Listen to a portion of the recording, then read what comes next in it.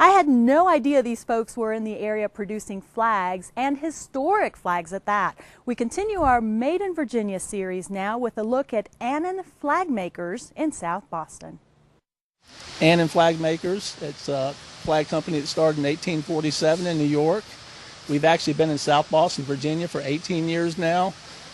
14 years as Annin. We were formerly owned by a company called Detra, and I've been here for 9 years. So we have a long history going back Civil War.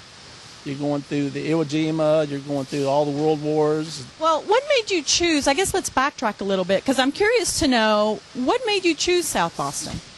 Annin chose South Boston because one of their competitors was actually here, called Detra, and they purchased that company in Virginia, and it's worked out very well. We've expanded since we've been here. We have about 175 employees now, and we're always getting new machinery, new technology, so it's been a great place to work.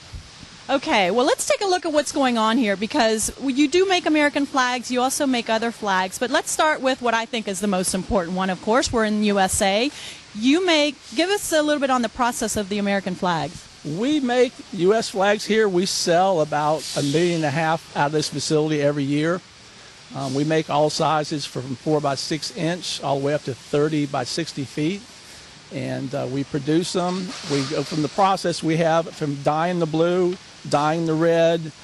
We send the blue out to a company that we have in Cobbs Creek, Virginia as well, and they embroider those stars on there and send them back to us for sewing. And as you see now, they're folding and checking for quality, and then they're going to box it. And the American flags are stitched, right? Yes, ma'am. The majority of what we sell as far as American flags are stitched. There are some that are printed. Okay, because that's the one thing I wanted to, I've been around flag companies and I've done a few flag making stories, and, they used to be stitched, but I understand you have some new technology, and let's go take a look at that. Okay, let's do that. And Gary, technology has really kind of changed the process of flag making, hasn't it? Now you're doing screen printing? Oh yeah, we're doing screen printing, and beyond that, we're doing digital printing. The screen printing is the old style with the screen that you're basically pushing the die through it with a squeegee onto the fabric. The technology of that with hand tables, which have to go the length of this building, and 2 people brought screens up and down the table, one of each color, is gone. We do have one machine left. It's called a Zimmer that actually does that. Machinery does it, and it's pulling a metal bar across the belt to push the die through to the screen, and one screen for each color. And then you also kind of do the actual printing onto the flag itself. Correct. And like a printer on our desktop. Right, and that's the digital printing. That's the latest technology. We've got 3 Reggiani Dream machines, and there are the latest technology. And in fact, we just purchased a new machine called the Renoir from Reggiani that we're assembling right now, and that's going to be the best technology yet.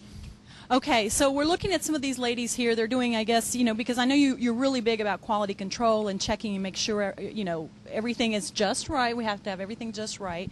How many employees do you have working here? We have approximately 175 right now, and we're actually very busy right now. And our season usually starts maybe April and goes through July. This year, with it being warm earlier in the year, we started more in March, and we're still busy right now. So it's. And weather plays a big role in your demand? Weather does. When people get outside and clean their yards up and are out there relaxing, they like to have new flags. So it does play a big role.